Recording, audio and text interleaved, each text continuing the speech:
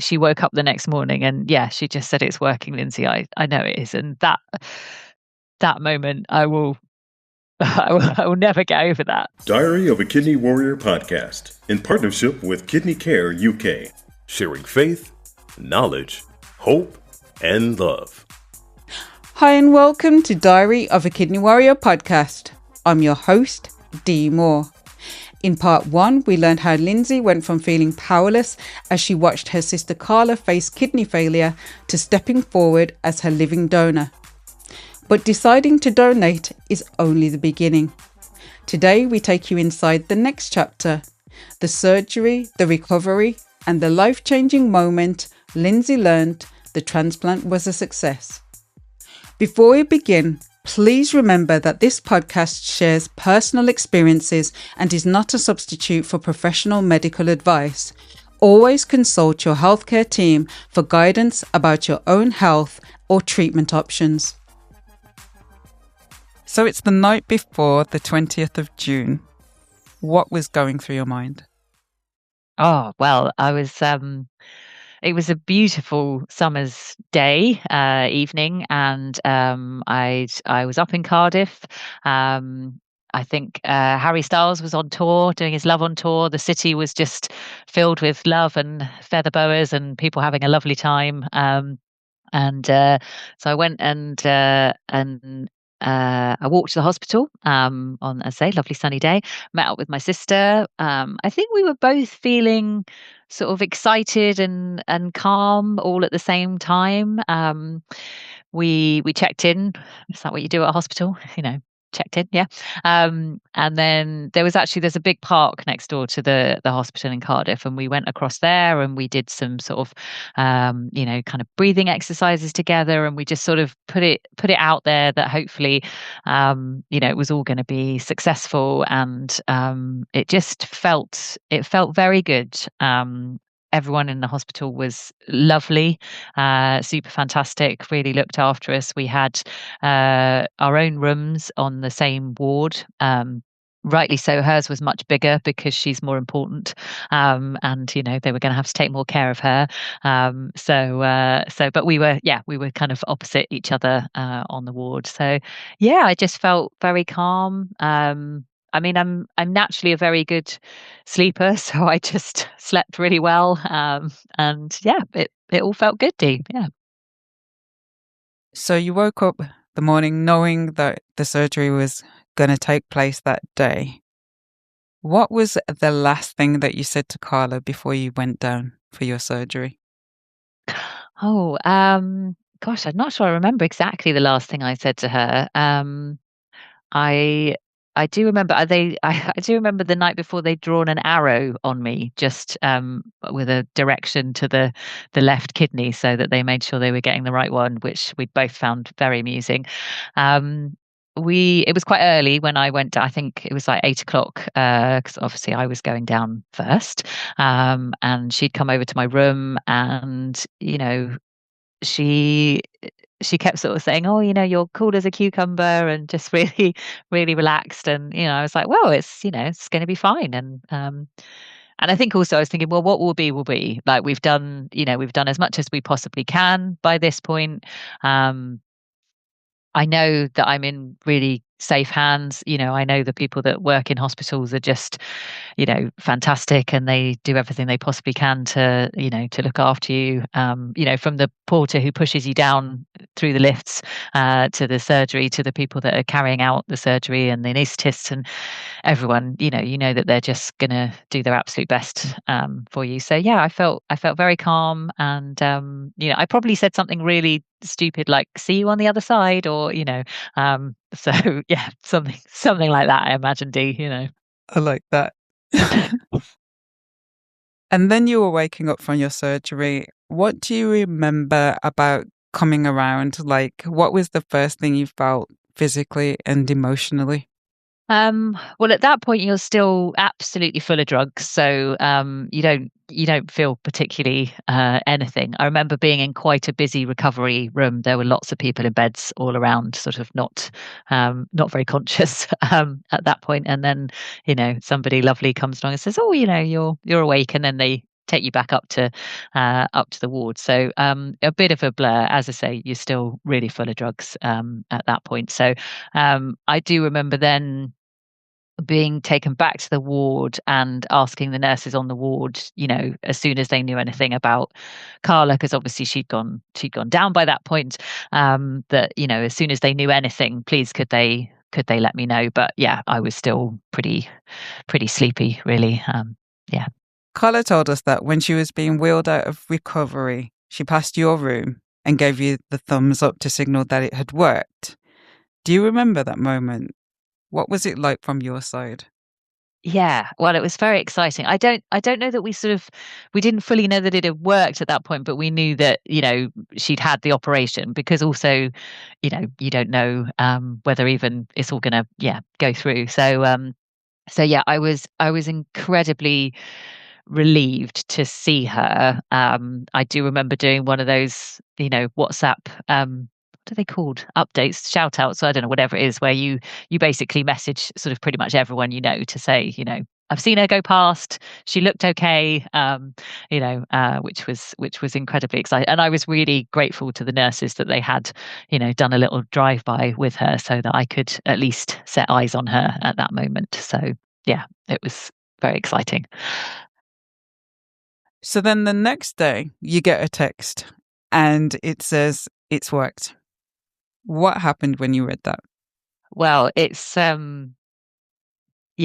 probably, sort of, it's alongside the birth of your children and, all those sorts of moments in life. It was, I still, I still find it quite hard to talk about tea without getting emotional, because, yeah, we were hugely optimistic that it would work out. I mean, when you enter this process, you think, oh, I just, and there's a lot of your brain that's trying to quieten things and say, well, look, if it doesn't work, you've given it your best shot, and all these, sorts of things. But we'd been sort of messaging, and then she woke up the next morning, and yeah, she just said, it's working, Lindsay. I know it is. And that moment, I will I will never get over that. I will literally never get over that moment, because it's so special, and to know that it's made a difference, and that, my sister was going to be,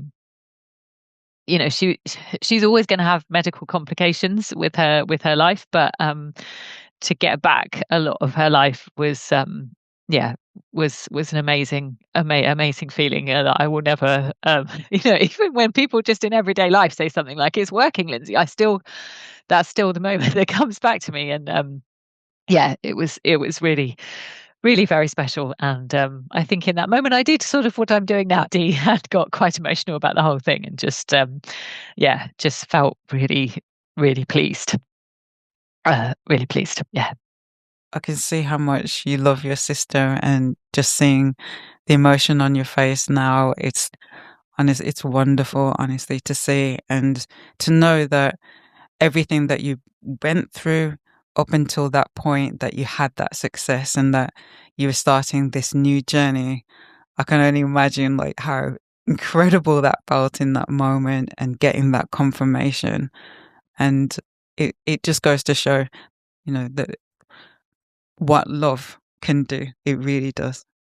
Yeah, it does. Yeah. And the amazing medical professionals that can, take a piece of somebody and put it into somebody else, that's, yeah, it is phenomenal that transplants even exist and can happen.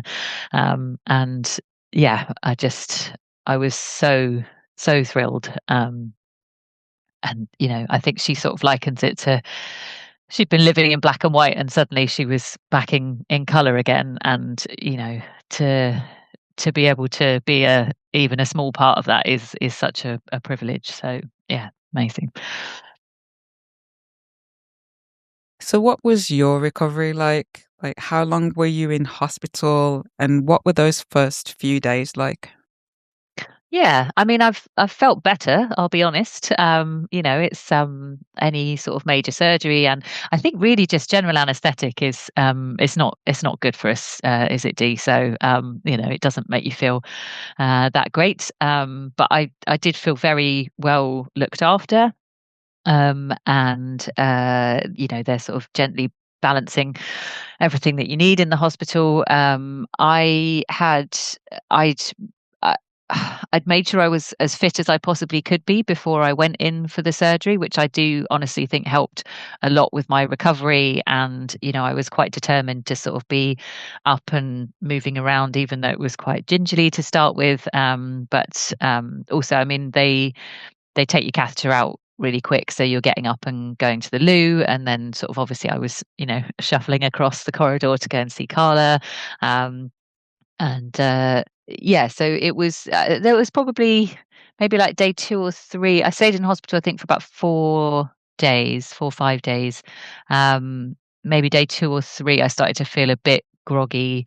But again, the hospital can help you out with that, and I think I just needed a proper sleep, and then I was okay. So yeah, and then I left the hospital, and I'd taken the decision to stay up in Wales, because I had to be back like 2 weeks after to be signed off fit and everything from surgery. And I just thought the journey home, it's about 5 hours in a car, and I just thought I don't want to be doing that when I've just had, sitting with a seatbelt on or anything would be very uncomfortable. So my mum kindly came up, and we stayed in a place not far from the hospital. It also meant that we could be going backwards and forwards to see Carla, which was really important at that time, because I was, you know, desperately keen to stay as near as possible and make sure her recovery was going well. So yeah, we stayed up quite close. It was the summer. It was really lovely weather. I know Wales can often be wet, but it was not. It was beautiful. I love Wales, even in the wet. But yeah, so we did a lot of walking. Wales also has a lot of old tram lines which are very flat, so that was nice for my recovery to walk along those, and just generally get back to health.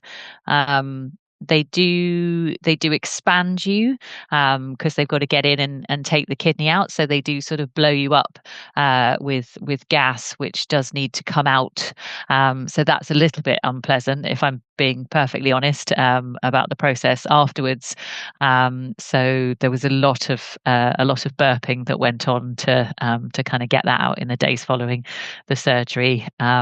So yeah, I mean, it's like anything. There is recovery. There are things that impact, but generally, I think I was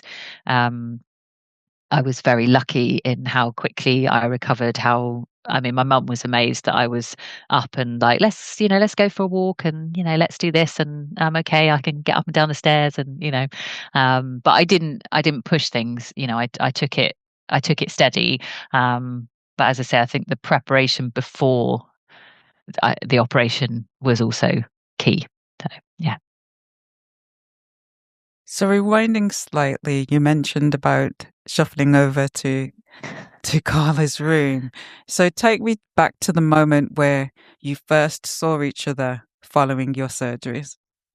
Yeah. I mean, it's just joyous to see her. And, she was, as I say, so convinced that it was working. I mean, they do say sometimes that it will work and then it stops.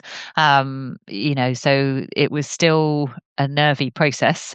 But yeah, I was thrilled to see her. And, she was hooked up to a lot more stuff, so she was a bit less mobile at that point. But yeah, I think we just sort of just kind of hung out like sisters do, ate some food, quite casual about things, but inside sort of thinking, oh, this is so great. So yeah. When you got back home to Cornwall, back to ordinary life, was there a moment where the reality of what you did hit you? Oh, yeah, maybe. I mean, I think I came back and I saw my family, and lots of my friends pop round, and I think a bit like with your lovely introduction that you give about, living donors being superheroes. You don't necessarily feel like that when it's you, but so many other people are like, oh my God, it's amazing what you've done. And, so I think it does start to sink in afterwards. And I remember, um, seeing one person in particular, and their immediate reaction was, "Oh my God, what a privilege to be able to do that for somebody else." And I thought that, that's exactly how I feel. It is just an absolute privilege to do something that really has no, real impact on me. Everything had gone really well at that point, and what a gift to be able to give. And that's exactly it. It does feel genuinely like an absolute privilege. So, yeah. And now you're living with one kidney. So, do you notice it's gone? Has anything changed for you physically? No, absolutely not. No, I mean, did I think, oh, maybe I'll lose some weight, or, no, it's, yeah, I mean, it's only the size of a fist, isn't it? So, um, absolutely not. No, I don't notice any difference at all in energy, in anything like that. I mean, obviously I've had all my tests, subsequently, and everything is great. And my remaining kidney, has, upped its function and is sort of, working harder and doing its thing, but it's perfectly capable of doing that. So, that's fine. I mean, I got a couple of new scars out of it, Dee. I mean, they used my cesarean scar. They went in, on that for the main bit. I thought I was going to get another one above it. I thought I was going to get like an equal sign, but they actually just used the same one. But I've got a couple of smaller ones, on my side as well. So, which I'm again incredibly proud of. So, but no physical difference, no energy difference. You wouldn't know. Carla described waking up feeling like the fog had lifted, that life was back in HD. Her function jumped from 6% to 40%, then 50%, and now it's at 66%. What has it been like watching her get back to this level of function?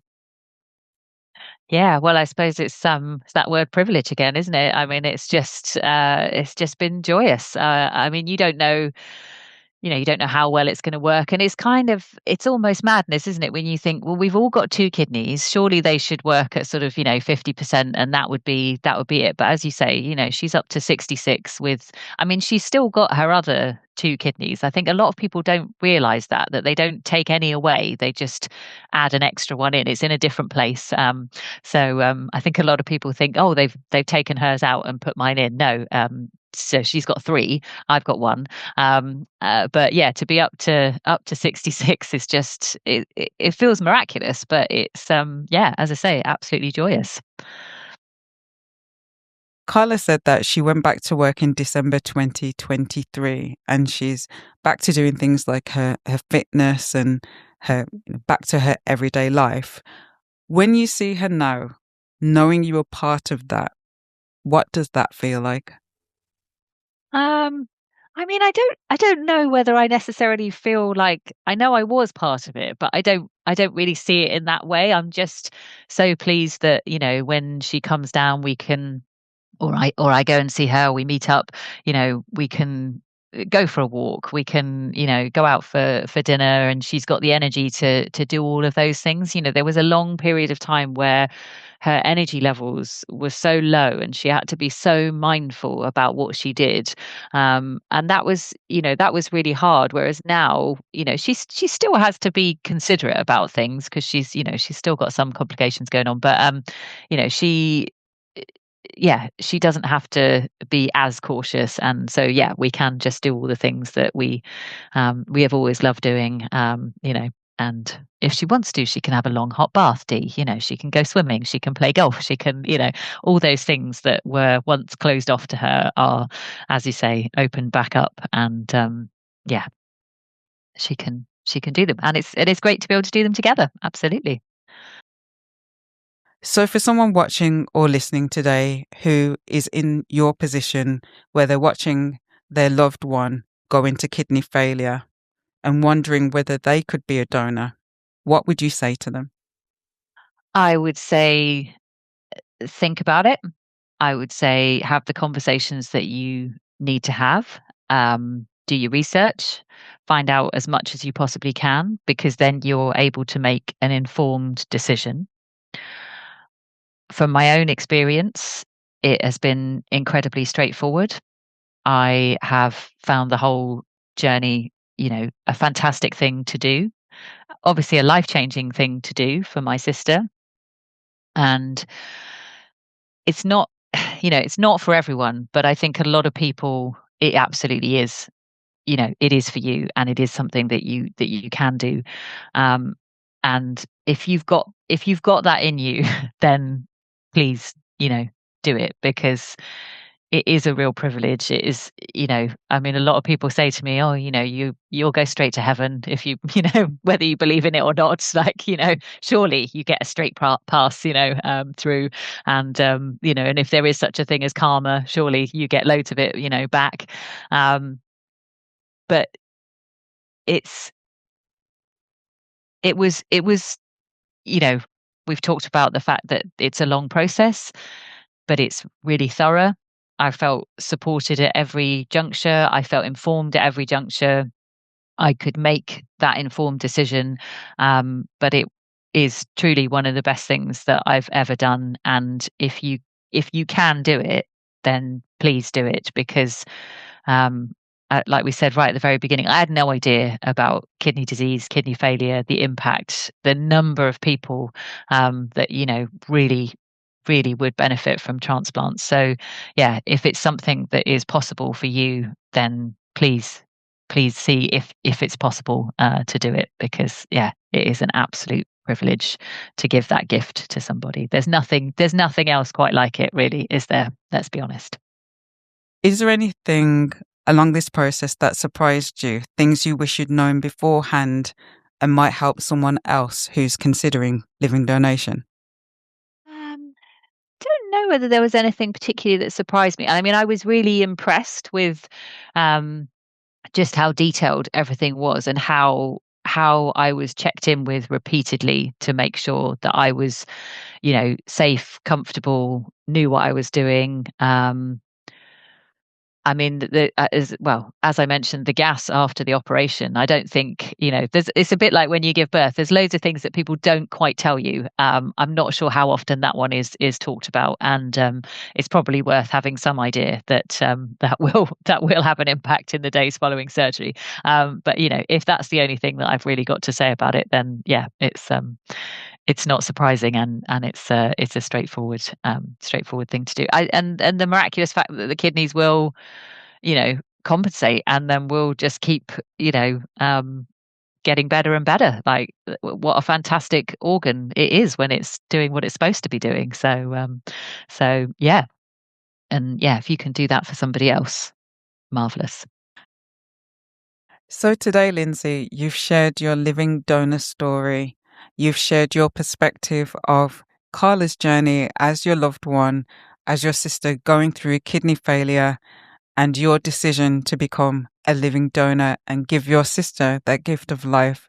You've shared the highs and lows of the experience. You've shared the joy that you experienced of knowing that the kidney worked, and now your sister has been able to return to work and continue improving in terms of her health and going on to have a really good kidney function.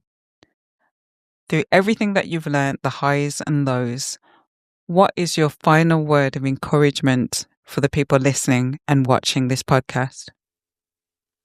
Oh well, thanks, T. I I think one of the interesting parts of the journey was when Carla was thinking about asking me, and although I'd said, right from the off, if you can have one of mine, I'll give it to you. I'd always been really clear. But there came a point in the journey where Carla had to sort of properly sit down and say to me, "Look, this is now possible." And she was, she had a lot of concerns at that point about asking me because it's a big thing to put somebody through. And in her mind, she was thinking, how can I ask, how can I ask her to go through this? There's risks. She has a family. I love her. I don't want to make her have an operation that she doesn't need. And, and I think it's a really difficult thing to ask somebody if you're in that position where you need a kidney donation, to ask somebody.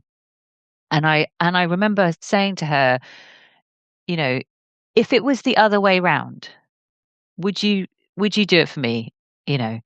And she was like, of course I would do it in a heartbeat. Absolutely. And I was like, well, that's it, isn't it? Like, you don't have to, you don't have to be nervous or scared or feel like you're putting me with this great imposition. I was like, I want to do this for you. And I know that you would do it for me if it was the other way around. I mean, all the sort of, I was joking earlier about the being selfish because I want my sister, I want her to help look after our parents when we're old, all that I'm joking, but it was a difficult thing for her to ask. And I think a lot of people would find that really difficult. But just thinking about, if it was the other way around, you would do it for that person in a heartbeat, that person that you love, that you want to see them to return to as much full health as they possibly can. And so, in that respect, it's not even a decision. It's an absolute, like, yes, I will do this for you. And I know you would do it for me. And I think that's something worth remembering. Thank you so much for joining me. Thank you so much for sharing your story. And I stand by what I said in the beginning. You are a superhero. You have given your sister the gift of life, the most amazing gift that you could give your sister in the world. And I really applaud your humility and just the way that, just your heart, really, and the love that you share with your sister. I think it is just so amazing. And I wish you all the very, very best. And I know that sharing your story today is not only going to help encourage people, but it's also going to do a lot in terms of helping to raise awareness of living donation. So thank you so very much. Oh, well, thank you for having me, Dee. It's been lovely to speak to you today. And, in terms of being a superhero, thank you for being a superhero and spreading the word. Because, as I said at the beginning, I had no idea, the extent of kidney disease and kidney failure. So you doing this podcast and being able to speak to so many people is really important. So thank you for everything that you do as well. Living donation is one of the greatest gifts one person can give, and Lindsay's story is a powerful reminder of that. To everyone watching and listening, whether you're on a kidney journey, supporting someone you love, or simply need the reminder that you're not alone, thank you for being here. If this story moved you, please like, share, and subscribe. Raising awareness of living donation can save lives. Links to learn more in the description below. Until next time, take care and choose to live. Diary of a Kidney Warrior podcast in partnership with Kidney Care UK, sharing faith, knowledge, hope, and love.